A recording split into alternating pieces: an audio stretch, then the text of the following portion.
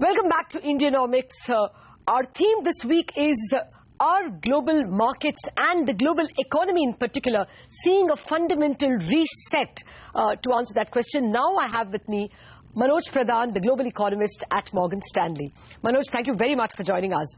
Well, first up, the manner in which crude prices have risen. Are you getting a sense that somewhere demand is picking up and we should factor in greater demand for commodities for the rest of 2015? It's hard to make that argument very convincingly. I think what we're beginning to see is two very different sides of the global central bank response. What you've seen quite strongly in the second half of last year and even earlier this year is that developed market central banks were aggressively, as you would call it, ahead of the curve. They eased in a way that monetary policy stances overall were easier. They did support growth. And in fact, particularly in Japan and in the euro area, you did see that monetary policy was being eased at a time when growth had already started picking up. So it was pro-cyclical. So in a sense, you're beginning to see the early stages of that happening in the euro area. Whether that's enough to drive up overall demand for oil in such a dramatic way is different, because when you look at who the real consumers of energy and metals and minerals are, it's on the emerging market side. And over there, what we've seen is that central banks have cut, but they have not eased monetary policy in the sense that real rates have actually gone up despite the rate cuts. Now, will there be better demand? Yes, the U.S. economy's first quarter growth will disappear, but the second quarter doesn't look fantastic. Overall, our FX strategists may have made a point that sounds very poignant to me, is that the dollar's weakness may have had something a little bit more to do with the oil price. Metals have not responded in quite the same way oil has. Okay, so would your base case be that crude has overshot and might recede a bit? How should someone making policies based on crude factor in crude price for the rest of the year? I'm not really sure that's probably the base case from our strategist point of view, and certainly not looking at the fundamentals. The U.S. economy is on a much surer footing.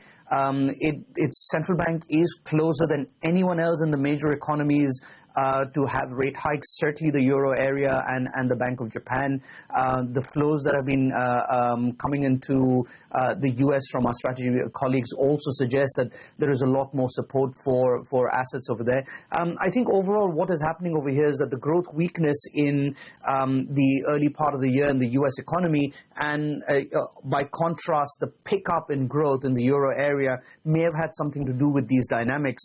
Again, asset prices will depend on a huge number of other considerations, and particularly looking at your question on bond yields, I do think over there is some kind of backdrop of economic improvement in the euro area. Remember, we are starting from an incredibly low level.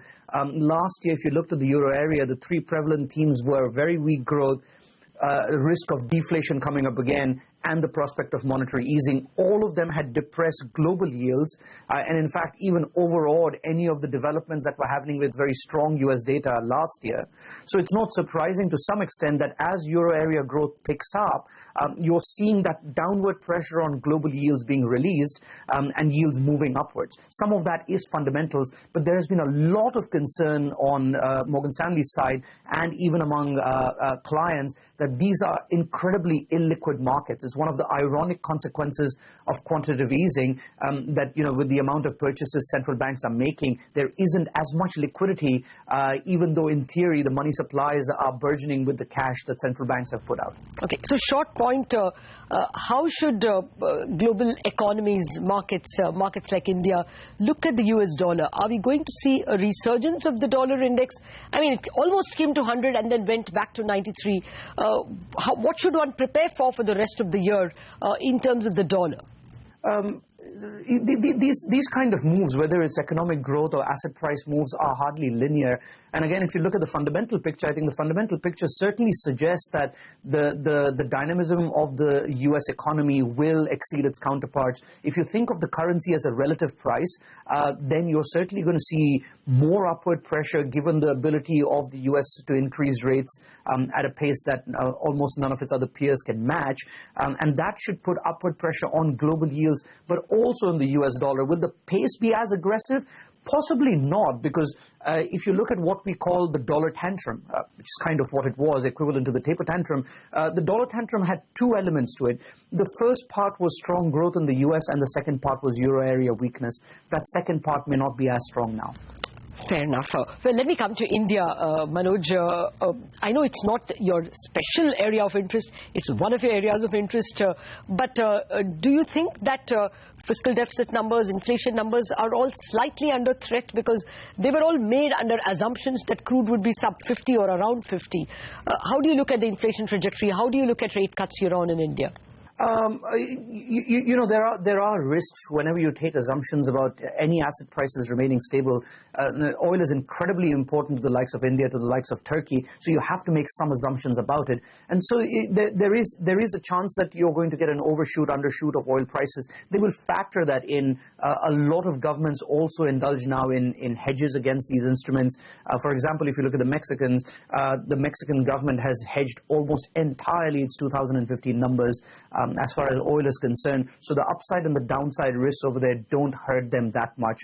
That being said, I would say that the most important trajectory from the inflation and the growth point of view would still be on better fiscal management besides oil, and better monetary management that is already underway. Real rates are actually quite high now, and they've been creating, in fact, downside risk to growth. So at the level where inflation is, and given what monetary policy is doing, I'm not sure this is the time to worry about inflation.